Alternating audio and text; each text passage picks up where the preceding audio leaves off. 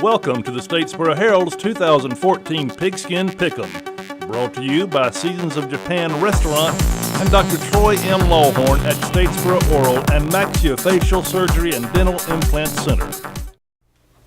And welcome to another week of our Pigskin Pick'ems. I'm your host, Josh Aubrey, being joined by the Statesboro Herald's Matt Yogus, Mike Anthony, and Eddie Ledbetter. Let's go over from last week. Eddie and his contrarian picks went 7-1. Mike Anthony 6-4, Matt Yogus 2-6, and myself 3-5. Right now, Eddie has pulled way ahead, 22-10, Mike 19-13, Josh 18-14, and Matt Yogus, the only one under 500 right now, 15-17. Let's get right into this week's picks. We have 3 high schools and 5 college games. Let's begin with Georgia Southern, a big game against Appalachian State.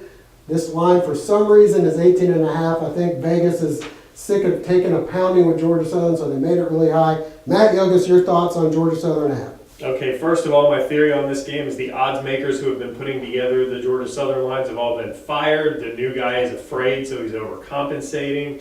And now Georgia Southern's an 18.5 point favorite against a team that they've maybe covered that spread against once ever in the history of this rivalry. So that's way too many points for me. I would love to take Appalachian State to cover, not to win, but I'm not going to because my Twitter account's been quiet the last couple days. I want to keep it that way. I'm taking Georgia Southern. All right, Mike. I totally agree with everything Yogi said, up to and including probably the Twitter followers.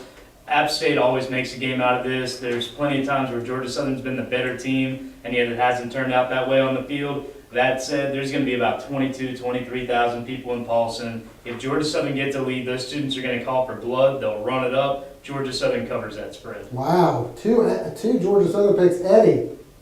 I picked Georgia Southern to cover also. I think Yogi's picked App State. No, don't listen to that, man. But don't worry. Somebody in this group is for sure taking App. So. I'm taking Georgia Southern. Okay. I believe they have looked that good so far this season. That offense, I don't think App State stands a chance here. I will be glad to be wrong here, but this game, as Matt Yogus has said, has been too close for many years. I think Georgia Southern wins by around a 21-10 score, and I hope everyone sees that we're picking against the spreads here because I am going with the Mountaineers to cover here, so I've got App. And everybody else is going with Georgia Southern. All right, next up, another Sun Belt game. We have UL Monroe, who is tied for first right now in the league, along with Georgia Southern at 1-0. They are taking on Troy, who has been struggling mightily. 13.5 point favorites for UL Monroe, Matt. That seems like a low number, but UL Monroe really, their offense hasn't really come together yet. They're playing great defense. They're playing LSU. It was 10-0 at halftime. They got shut out, but it was 35-0, I think. So respectable defense, not a great offense. But you mentioned Troy. They're just a mess right now.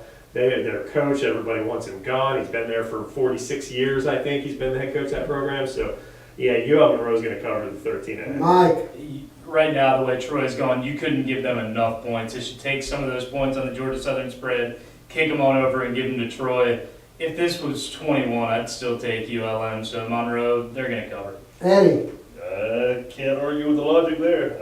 I think Monroe will cover also. All right, I'm going as well. Troy did sit their quarterback who got hurt the week before the Georgia game, left him set up for the Georgia game, which is probably smart.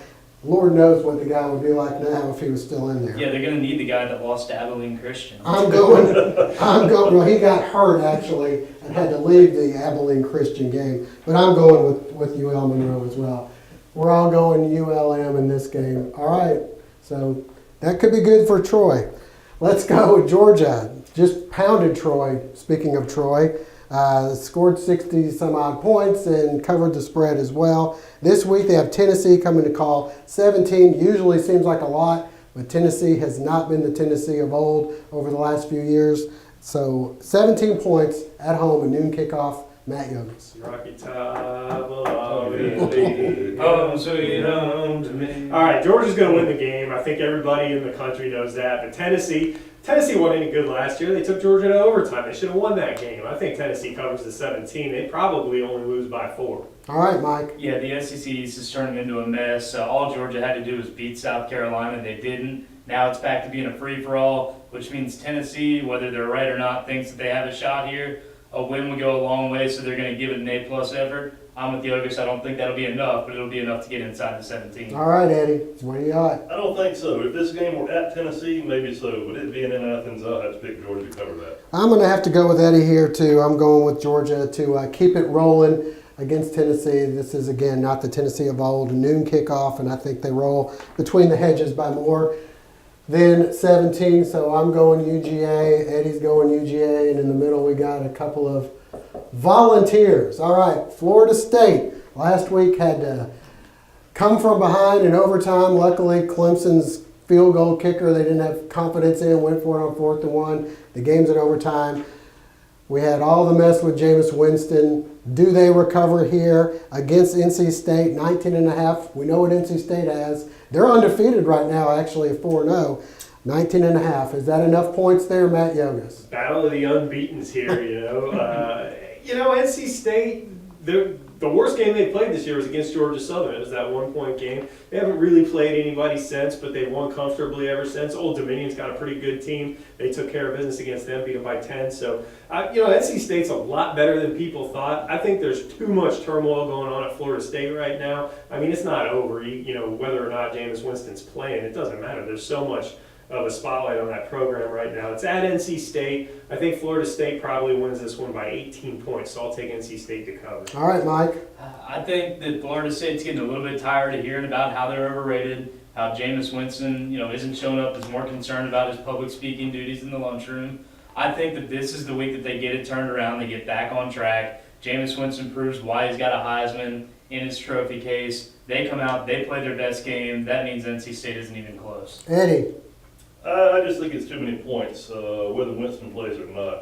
I'll take NC State at home. I'll take them. All right, I'm going with Mike. I think Florida State rebounds. I think Jameis Winston wants to try to prove, at least to maybe the scouts in the NFL, what he can do on the field is worth the risk. And I think Florida State covers the 19.5. So, once again, we're split around here. FSU for me, FSU for Yogas.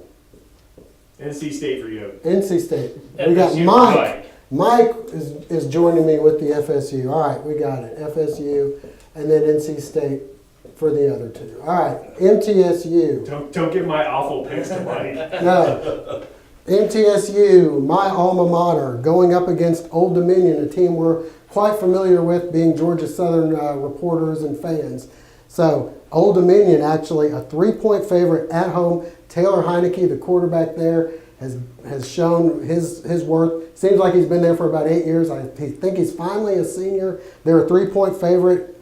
Matt, your thoughts on this one? Well, I believe Old Dominion is actually bowl eligible this year. Am I think they correct are. in that assumption?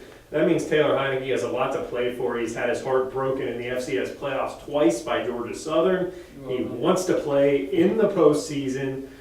Old Dominion's putting it together. I still don't think they play defense. Josh, you probably know more about MTSU than me, but I like Old Dominion in this game. They're at home. It's a 3-point spread. I'll take Old Dominion. All right, Mike. I have to agree. Old Dominion just so potent, so powerful. They can score on you from anywhere. Georgia Southern's noted that. I think Middle Tennessee, not to advocate penalties and violence, but we've seen what happens when you get a shot on Heineke. Take the 15 yards. He won't be the same. Middle Tennessee can cover. All right, we got 1-1. Eddie. I believe Old Dominion will, again, they'll cover this. All right, so this is basically a pick 'em game is what Vegas is saying. You get 3 points for playing at home.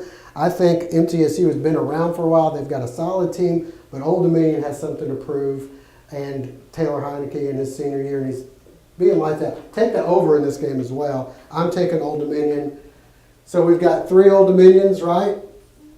And Yes. Well, Mike The lone dissenting is view. the only one going with The Fighting Josh Alberts. the Blue The Raiders. Blue Raiders. All right, now into our high school picks. A long year so far for Statesboro High. could continue to be longer. They haven't won a game. It's homecoming, and they're playing Brunswick. Brunswick has already beaten Effingham this year. Effingham beat South. South beat Statesboro, if you want to go by that logic. But Statesboro, a lot of pride. We'll see how it's going right now. I've got this as about a 12-point Statesboro as an underdog. Matt, your thoughts?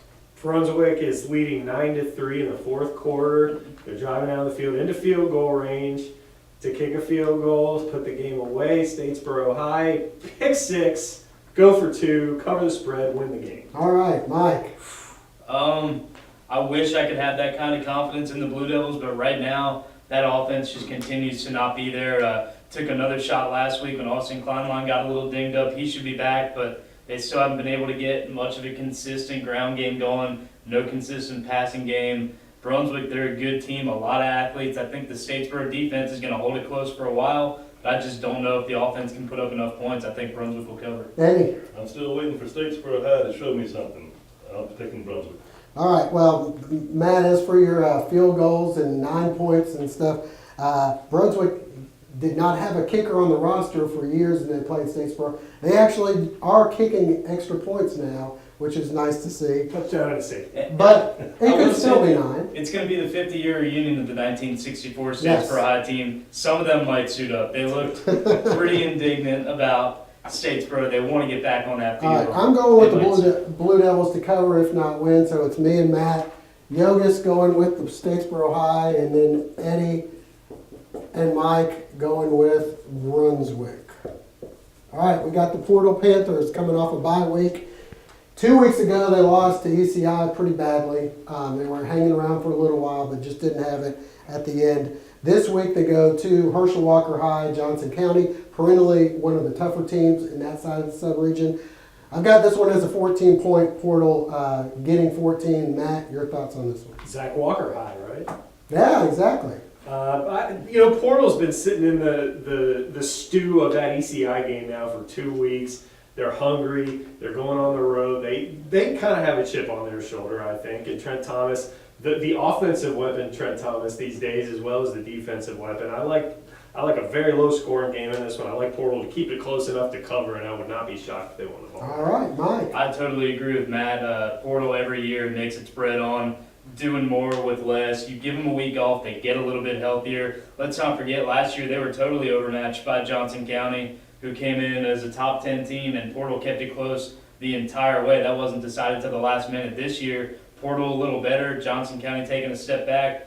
I agree that they'll cover and that they might even win. All right, Eddie. I disagree on both counts. I don't think Portal can handle Johnson County. I have to go with Johnson County. They're going to have their hands full, but I do believe, as Matt and Mike have said, I think Portal has enough to be able to hang close, if not win the game, at least keep it close. So I'm going with Portal as well. So we got everybody going Portal except for Eddie is going with Johnson County. All right, wrapping things up, the Bullock Academy Gators playing their third state champion from a year ago. They've played single A, they played double A. This week it's triple A. They're on the road taking on Westfield. I made it a 21. They just lost by about 25-26 at home to the double A.